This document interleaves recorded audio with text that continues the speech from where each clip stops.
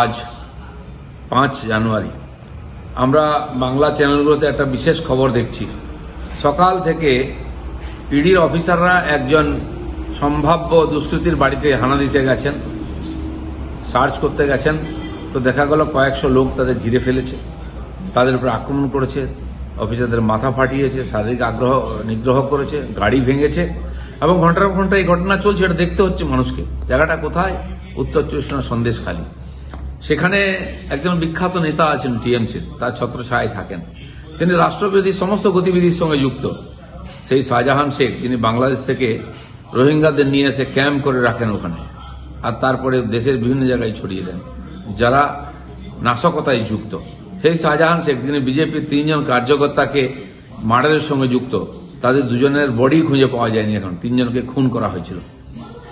বারবার ওখানে অভিযোগ এসেছে আইলার টাকা লুট, নদীবাঁধের টাকা লুট, পঞ্চায়েতের টাকা লুট, এই ধরনের সমস্ত কাজ এবং স্মাগলিং এর সঙ্গে যুক্ত যারা, আজকে তারা এটা করাচ্ছে। টিএমসি পার্টি, তার নেতারা এর সঙ্গে যুক্ত আছেন। পুরো পশ্চিমবঙ্গ এবং বাংলাদেশ বর্ডারের যে সীমা 10, 15, 20 কিলোমিটার অবধি মুক্তাঞ্চল হয়ে গেছে। সেখানে কোনো আইন নাই, কোনো কানুন নাই। এই ধরনের লোকেরা সেখানে যত রাষ্ট্রবিরোধী গতিবিধি করছে, বাংলাদেশ থেকে সোনা নিয়ে আসা, ড্রাগ নিয়ে আসা, এখান থেকে গরু পাচার করা, অন্যান্য সমস্ত জিনিস পাচার করে বিরাট একটা টাকার লেনদেন হচ্ছে। সরকারি টাকা লুট হয়ে যাচ্ছে এবং ইচ্ছাকৃতভাবে এই কাজগুলো চালাবার জন্য বর্ডারে কাঁটাতারের বেড়া দিতে দেওয়া হচ্ছে না। টিএমসি সরকার দিচ্ছে না যাতে এগুলো গতিবিধি চলে। ফেন্সিডিল থেকে অন্যান্য জিনিস পাচার হয়ে যাচ্ছে এবং পঞ্চায়েতের টাকা লুট হয়ে যাচ্ছে। যদি পশ্চিমবঙ্গের বর্ডার অসুরক্ষিত থাকে, পুরো দেশ অসুরক্ষিত হবে।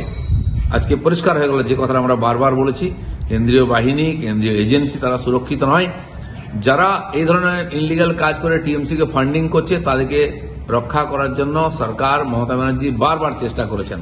তার দাগি অফিসারদের বাঁচাবার জন্য তিনি ধর্ণা দেন। যখন সিজিএস কমপ্লেক্সে নেতাদের নিয়ে যাওয়া হয়, তার পার্টির লোকেরা গিয়ে সারা দিন রাত ঘিরে রাখে তাকে। বারবার বাধা দিয়েছে সত্য উদ্ঘাটিত করার জন্য, দোষীদের সাজা দেওয়ার জন্য। তার প্রকৃষ্ট উদাহরণ আজকে আমরা দেখলাম।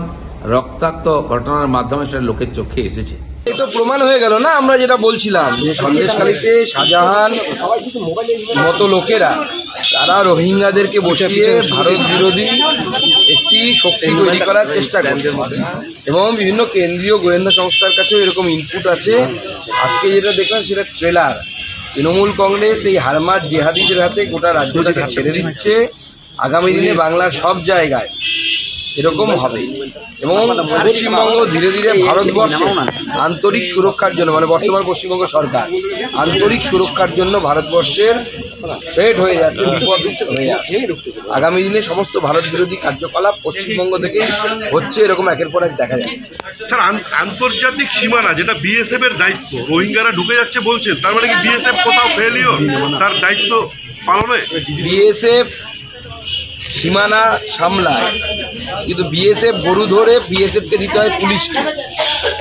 পুলিশ সেই বিএসএফ এর সাথে কোনো রকম সামঞ্জস্য এখানে রাখে না। দ্বিতীয় কথা, প্রায় 1 বছর 2 বছর হয়ে গেল অমিত শাহজি এসেছিলেন, 70খানা চকির জন্য বিএসএফ এর ল্যান্ড চেয়েছিলেন মমতা বন্দ্যোপাধ্যায়ের কাছে। মান সম্মান চুলোই রেখে মমতা বন্দ্যোপাধ্যায় অমিত শাহকে হোদল কুতকুত বলার পরেও দেশের স্বার্থে অমিত শাহজি গেছিলেন নবান্নে যে আপনি জমি দিন। 2 বছর হয়ে গেল মমতা বন্দ্যোপাধ্যায় একটিও জমি দেয়নি। সীমান্তের বহু এলাকা তার কাটাবিহীন, ল্যান্ড ডিসপিউটের জন্য, ল্যান্ড না দেওয়ার জন্য। তো মমতা বন্দ্যোপাধ্যায় চাইছেন অনুপ্রবেশ হোক।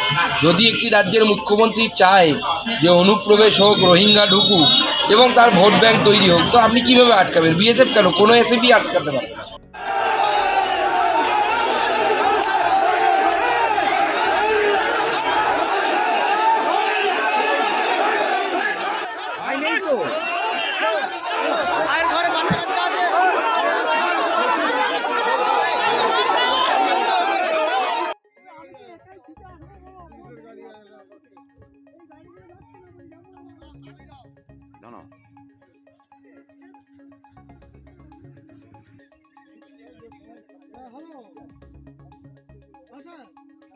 ওটা ছাড়ো, আমি এস্টিমেট না।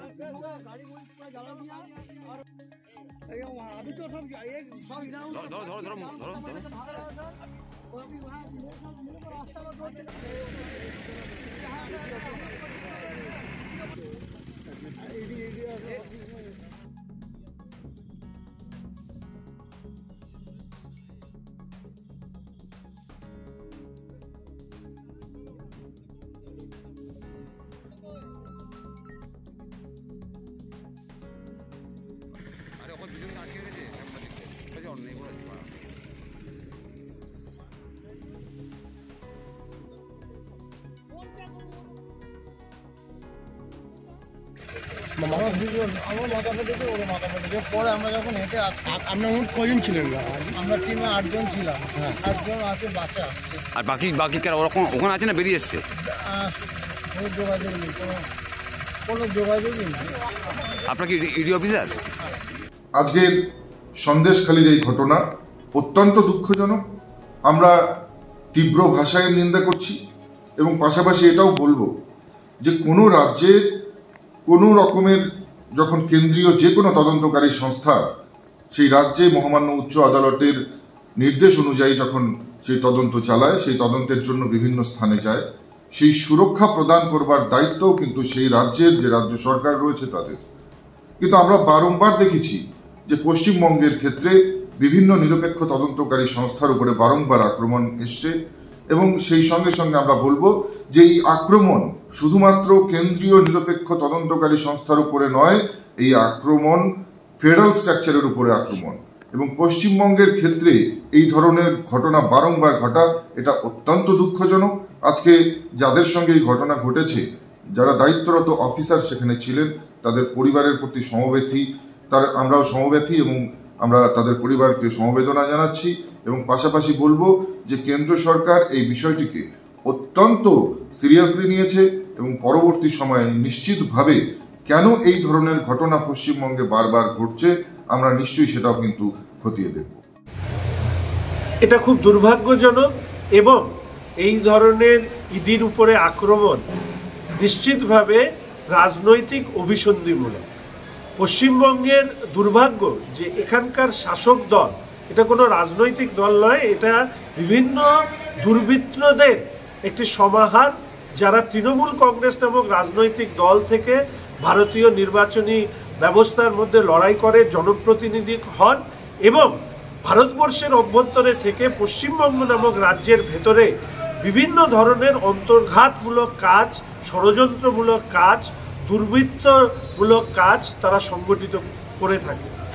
ভারতবর্ষের অভ্যন্তরীণ নিরাপত্তার ক্ষেত্রেও তৃণমূল কংগ্রেস কতখানি বিপজ্জনক, তৃণমূল কংগ্রেসের নেতার বাড়িতে ইডির যে অভিযান, সেই অভিযানকে সামনে রেখে ইডির উপরে আক্রমণ কিন্তু সেটা আরেকবার চোখে আঙুল দিয়ে দেখিয়ে দিল। এই ভদ্রলোক মানে তথাকথিত ভদ্রলোকের বিরুদ্ধে দীর্ঘদিন ধরে বিভিন্ন ধরনের অভিযোগ রয়েছে, আর সেই বাড়িতে যখন ইডি অভিযান চালাতে যাচ্ছে তখন তাদেরকে আক্রান্ত হচ্ছে।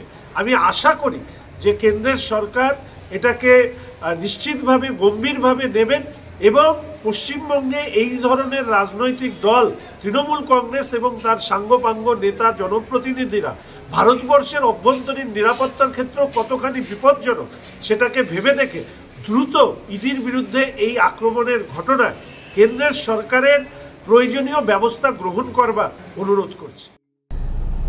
আজকে আমাদের বাংলার জন্য কালো দিন। যেভাবে দেখলাম সন্দেশখালীতে কেন্দ্রীয় তদন্তকারী সংস্থা ইডি সিবিআইকে যেভাবে অ্যাটাক করা হচ্ছে, আক্রমণ করা হচ্ছে, কারণ কি?